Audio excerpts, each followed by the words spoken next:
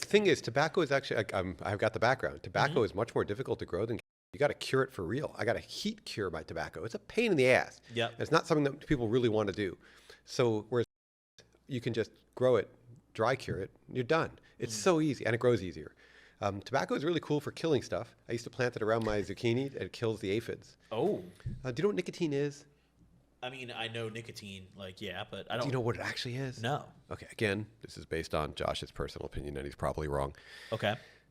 Nicotine was developed by plants as a Darwinistic evolution in order to stop bugs from eating it. It's a pesticide. It literally kills bugs and animals. So what the tobacco plant wants is there are different types of plants out there.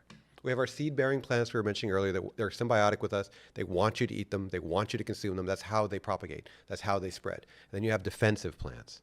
Tobacco is a defensive plant. It's a nightshade. It's no, do not fuck with me.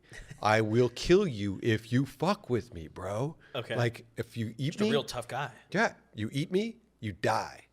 I want to give you cancer. I want you to die so you will stop fucking with me. That's how I plant. That's what it is, dude. It really is. It's telling you no.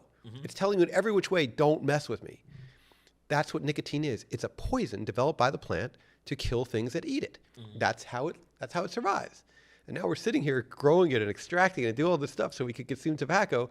And if the plant could talk, it'd be looking at you saying, I'm gonna kill you, bro. Yeah. Don't fuck with me. I'm telling you, I'm gonna get you. I'm gonna get you eventually. So I look at tobacco like that, and I have a lot of respect for the tobacco plant. Again, it's one of nature's plants. It's not evil at all. It's amazing. There's also a little bit of nicotine in eggplant even. It's okay. I didn't know that. Yeah, but it doesn't want me to smoke it. It doesn't want me to mess with it. It wants Do me you to know leave it how alone. much eggplant you would have to consume? It's to get, like, the big ridiculous. buzz? Yeah, it's something like 25. Oh. Yeah, whole eggplants, and it's in the skins. Yeah, because you get the skin out. Because people were trying to, when the FDA was first saying we regulate tobacco, fuck you, anything made from tobacco, people were trying to extract nicotine from eggplant in order to say, well, haha, FDA, look, mine came from eggplant, but the amount of eggplant you had to use was ludicrous. It meant the cost through the roof. Damn, there's probably still a few rich guys who are smoking that eggplant nicotine. Well, I don't know, maybe. Now they lab grow nicotine. That was their other way around them, was saying, it's lab made nicotine. It's not from tobacco. Okay. So the FDA changed their law or rule to say, no, we control all nicotine now. You're not getting around us, guys. Bastards. I want some homegrown nicotine, man. Come on. Now. So that caused me to do research to find out why rolling papers are white.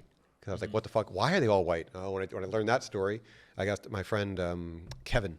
He was a huge rolling paper collector, bigger than I ever was. He eventually, sadly, I miss you, Kevin. I wish you hadn't done that. There's a lot we could talk about. Yep. He told me a story of why rolling papers are white. Once he told me that, I was like, that's so stupid. That's so stupid. Want me to tell you the story? Sure. Yeah, please. Why are they white? Okay. From Kevin, the reason why they're white is the first cigarettes, according to Encyclopedia Britannica, that have ever been rolled were rolled in Spain with used scraps of paper, probably used newspaper, and it was scraps of tobacco. The way that Kevin tells it, it was the aristocrats would smoke a cigar. The cigar would turn. That means if it gets about halfway through, it resonates so much, just like weed, but it's different in that it gets so strong that you can't smoke it. They would drop it down, and the peasants would come and grab it and open it up and re-roll it in used newspaper. Encyclopedia Britannica says that they were using, if I remember right, was using scraps of paper from an old tobacco factory and scraps from an old tobacco factory. Either way, it involves basically peasants and scraps. Rolling it up. Now, every puff of that tobacco is precious as fuck. Cigars are not meant to be inhaled. The aristocrats are going... Yep. But now you got this little bits here. You and I, we find that shit, dude. We're going to roll it up. We're going to hold that smoke in. I'm zeroing that head. I'm exhaling nothing. We are holding that shit. With that. Yep. It's literally coming over on like the Nina Pinta and Santa Maria from freaking Cuba. Like, in wooden sailing ships. That tobacco is fucking precious, bro. That is exquisite right Exquisite. There. We are going to crush. It's going to be like that last little nug that we have. This has to last us a week. Oh, shit. You know what I mean? It's going to be like that. Yep. And that's what it was like for them. So they began smoking in this paper. Once this process of smoking in paper made its way up through Spain in Comunidad Valenciana, which is the Valencian area, you had a town called Yativa. You had further up north, you have Alcoy. These areas are like the king of making papers for the whole region. I think they were first places in Europe that paper was actually made. So It makes it up to here. They see this process of rolling in used paper. They supposedly say, hell no, and immediately develop paper for smoking. And they make it bright white to show you that it's not used newspaper. It's not full of lead and cadmium, and God only knows what else might have been in that paper. Instead, it's pure. And the earliest booklets, or some of the early booklets I find, and I post in my story from time to time on Instagram just to show people, used to say Hygienico on it to tell you that it was clean. They're trying to tell you it's not used newspaper. Yep. So that, so bright white was to signify clean. Bright white was to signify it's not It's used like all newspaper. the white ash, The white hype ash bullshit. happening right Yes, now. Yeah, same thing. How do you feel about the white ash stuff that's happening right now? It makes me very sad because I see what we are doing, which is a mimicking of what's been going on for a long time. The big tobacco guys used to promote white ash as a marker of cleanliness. Yep. When in reality, they were just mixing up chalk, calcium carbonate, into the paper or onto the tobacco itself and making it so when it burns down, it leaves behind that white chalky residue so that you think oh my God, it's pure. Look at that white ash. Dude, that's calcium carbonate, Yes. man. That's not something I want in my lungs. It's going to probably irritate me. I can taste it. I really can. I believe you probably can too. I'm going to say no. But chasing white ash leads us into chemicalization. Yep. It leads us away from natural. It leads us towards, I'm going to do whatever it takes to give you that white ash experience, including essentially faking or giving you a bogus white ash. I don't care if I got to spray paint it white. I'm going to give you a white ash, bro. Yeah, and I think there's so many variables, especially with a joint too, to like what makes white ash. I mean, it's how tight or loose you roll the joint. That's part of it. Part of the paper, part of it's the weed itself. There's so many different variables. It's you know what you could add when you're growing, right? It's what is it that you add when you're growing? the key thing. There's two things, but one of them is CalMag. Increase that, fucking raise that shit up. You want a whiter ash? Yep. Fucking get that in there, man. And I've heard of that. That's what like a fertilizer, it's an additive, calcium, magnesium. Okay. The calcium itself. If more calcium the plant absorbs, calcium is what that same thing is adding it to the paper. We're trying. It leaves white behind, and even if you vaporize this for a moment, it turns back to white. And that from what I've just seen. cannot be good for you.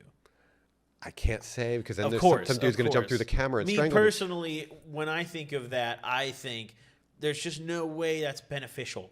At least I'll leave it at that. You know, I'm trying to go like, all right, so like the Sisters of the Valley. That's like Yes. that's like where I look at for like, okay, there's a standard. Living soil, plant. I really appreciate indoor flower. I love indoor flower. Yeah. I just, from an ethics standpoint, the plant should see the sun. It was designed to see the sun. It wants to see the sun. If it could talk to you, it would say, please let me see the sun. Our lights that we are creating, you and me as humans, are not better than the sun. This plant wants to see the sun. Let it see the fucking sun, man. The prettiest weed is going to come from the indoor usually, but I mean the terpiest weed, and especially the stuff that makes the best hash, that's all going to be outside. But you can grow, there's ways to grow indoors. I've seen it where you're growing indoors yet capturing sunlight through those really cool, what are they called? Skylights that channel it through mirrors and bring it down. There's ways like this that I've seen where I'm like, that is a cool eco-friendly fucking grow. I'd like us as a society to move towards that, to move further away from artificial light and towards real light. The plant wants to see the sun. If you make a happy plant, it's going to make you happy, is what I believe. So I wanted to see the sun. It doesn't have to be 100% sun grown. It can be depths. It can be things like that. Yeah. But just give it the chance. Like, I'm vegan, so this is not a good acronym for me, but like a free-range chicken, dude. People like that shit because they think the chicken was happy. Wouldn't you want your weed to be happy? Happy weed. Happy weed. Imagine that. Yeah, I want my weed to be happy Yeah. for sure. That's when I think of my plant, I think of a nice, happy guy growing up and living a good life, and then he's going to enjoy when I put him in a bowl He wants or a you to. joint Yeah, or yeah. wherever I put him. So therefore, you should see the sun for a second.